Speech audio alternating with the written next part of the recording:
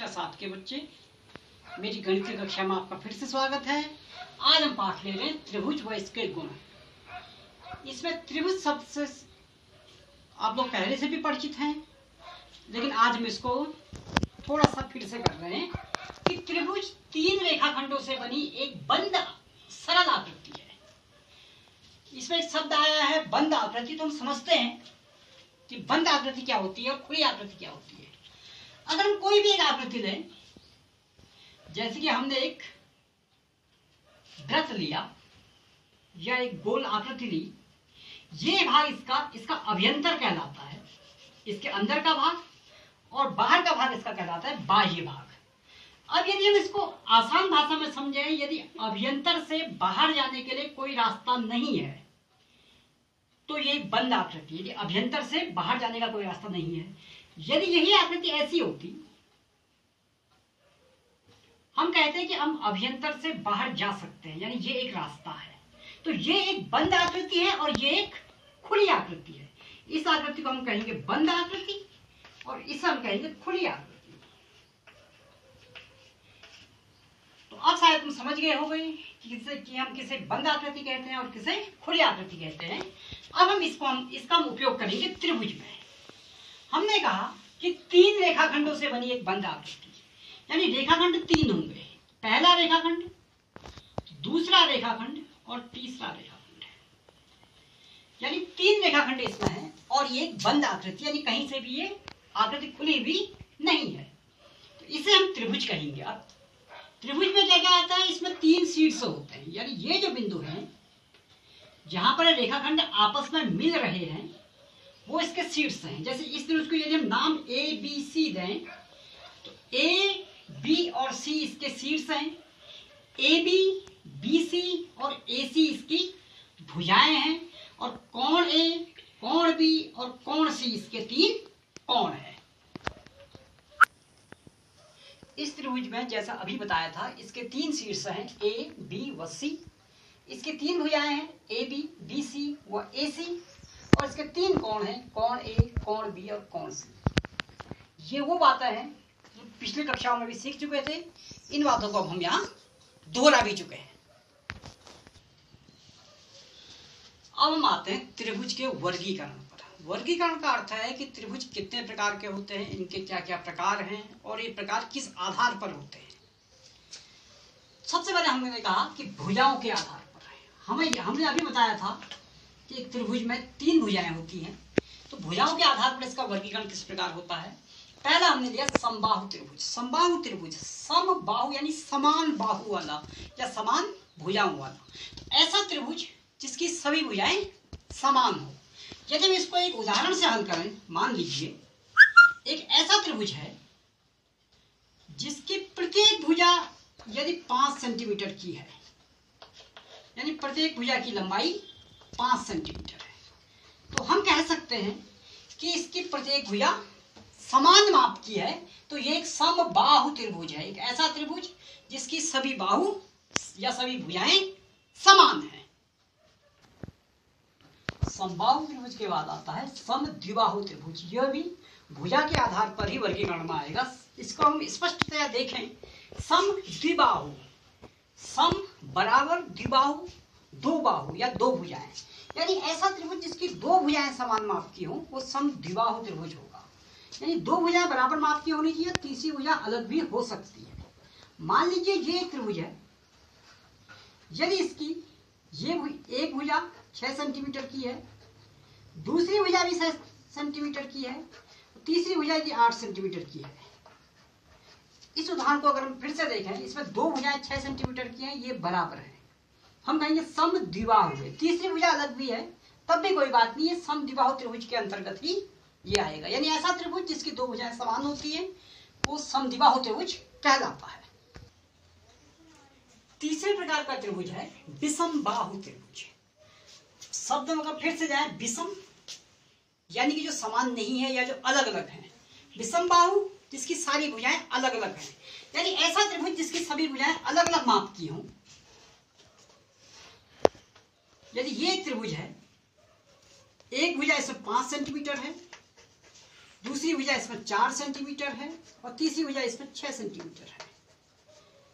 अब इस त्रिभुज को हम ध्यान से देखें तो उसमें प्रत्येक भुजा की माप अलग अलग है। तो इस प्रकार के त्रिभुज को हम विषम बाहु त्रिभुज कहते हैं।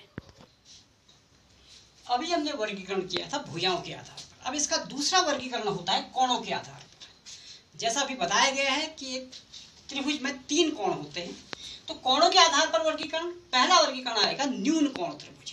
न्यून कोण 90 अंश से कम के कोणों को न्यून कोण कहते हैं। तो न्यून कोण त्रिभुज ऐसा त्रिभुज होगा, न्यून कोण त्रिभुज एक ऐसा त्रिभुज होगा जिसकी प्रत्येक कोण 90 अंश से कम का हो। इसका कोई भी कोण 90 अंश से ऊपर का नहीं होना चाहिए। यदि ये कोण 60 अंश का है, अगर ये कोण 50 अंश का है, तीसरा कोण 70 अंश का होगा, इस प्रकार के त्रिभुज में हम कह सकते हैं कि इसके तीनों कोण 90 अंश से कम के हैं, तो ये एक न्यून कोण त्रिभुज का उदाहरण है। तो ये एक न्यून कोण त्रिभुज है। कोणों के आधार पर वर्गीकरण में दूसरा प्रकार होगा समकोण त्रिभुज। समकोण 90 अंश के कोण को हम समकोण कहते हैं, यानी एक ऐसा त्रिभुज जिसका एक कोण 90 अंश का हो। ये इसका एक उदाहरण होगा। 90 अंश के कोण को हम इस प्रकार के प्रतीक से दिखाते हैं। इसका अर्थ है ये कोण 90 अंश का है। ये कोण यदि 30 अंश का है तो ये कोण 60 अंश का होगा।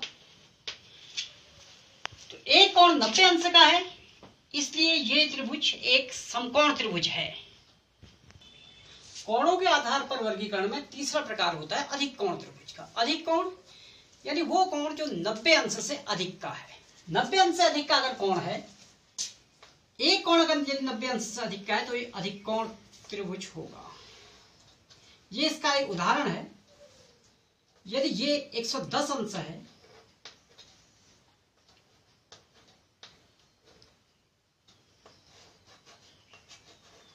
इसका ये कोण 30 अंश है और ये कोण 40 अंश है, तो ये एक अधिक कोण त्रिभुज होगा क्योंकि इसका एक कोण अधिक कोण है, वो 90 अंश से अधिक का है। तो इस प्रकार हमने ये त्रिभुजों का वर्गीकरण पूर्ण कर लिया, भुजाओं के आधार पर और कोणों के आधार पर हो चुका है। अब हम इस पाठ को थोड़ा आगे बढ़ाते हैं। त्रिभुज में हम अगली चीज ले रहे हैं माध्यिका। माध्यिका के लिए मान लीजिए एक त्रिभुज है ABC।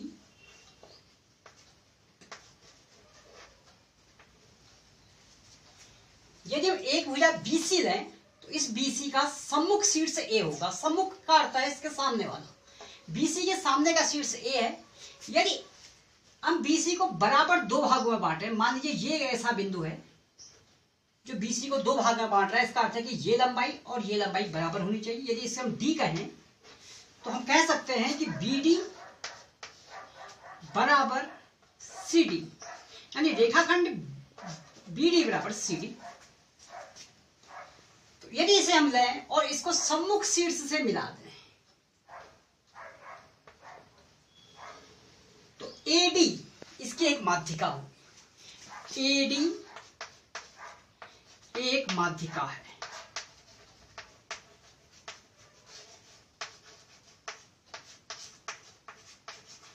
इसी प्रकार हम इसको, यदि हम शीर्ष B लें, B के सम्मुख भुजा AC है, AC को भी 2 बराबर भागों में हम बांटें, एक रेखा ऐसे आएगी, इसे हम E कह दें। यदि हम शीर्ष C को लें, इसके सम्मुख एक भुजा, यदि सम्मुख की भुजा AB को 2 भागों में बांटें और इसे मिलाएं, इसे अगर हम F कह दें, हम कहेंगे AD CF और BE इसकी माध्यिका है। यानी हम कह सकते हैं कि एक त्रिभुज में 3 माध्यिकाएं होती हैं। त्रिभुज के अंतर्गत अब हम लेंगे शीर्ष लंब।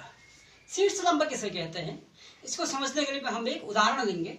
माना हमने एक त्रिभुज लिया जो PQ और R है।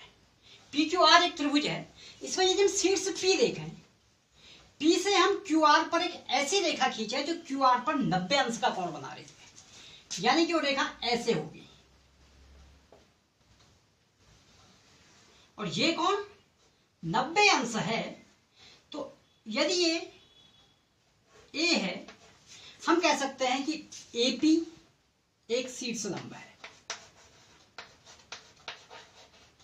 एपी एक शीर्ष लंब है।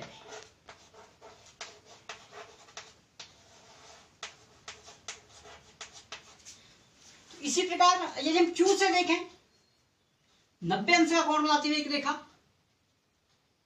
जो इस प्रकार जाएगी। आर से भी एक रेखा शीर्ष लंब जो हो सकती है वो इस प्रकार जाएगी, और ये कोण 90 अंश होगा, ये कोण भी 90 अंश होगा। तो एक त्रिभुज में 3 शीर्ष लंब हो सकते हैं। अब शीर्ष लंब में जैसे हमने माध्यिका कहा था, माध्यिका में यह आवश्यक है कि माध्यिका हमेशा त्रिभुज के अंदर ही होती है। अब क्या शीर्ष लंब त्रिभुज से बाहर हो सकता है? इसके अंदर एक चित्र और बनाते हैं। माना कि अधिक कोण त्रिभुज है, ये त्रिभुज एक अधिक कोण त्रिभुज का हमने उदाहरण लिया। इसको हमने नाम दिया ए, बी और सी। इसमें यदि हम बी से एसी पर एक शीर्ष लंब खींचे, यदि हमें 90 अंश का कोण चाहिए तो वो कोण ऐसे आएगा।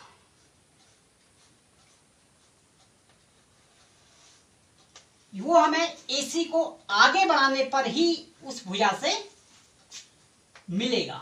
यानी बीएम यदि हम कहें, इसमें हम ये देख रहे हैं कि ये जो शीर्ष लंब है बीएम, ये इस त्रिभुज से बाहर है।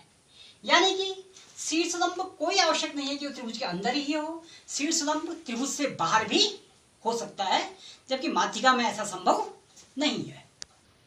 तो जो आज हमने सीखा त्रिभुजों के प्रकार, ये त्रिभुज कैसे होते हैं, उनका वर्गीकरण, माध्यिका और शीर्ष लंब, इन सबको ध्यान से एक बार फिर से देख लेना और इसके आधार पर कुछ चित्र बनाकर अपनी पढ़ाई करते रहना। मेरा आज का वीडियो देखने के लिए बहुत बहुत धन्यवाद।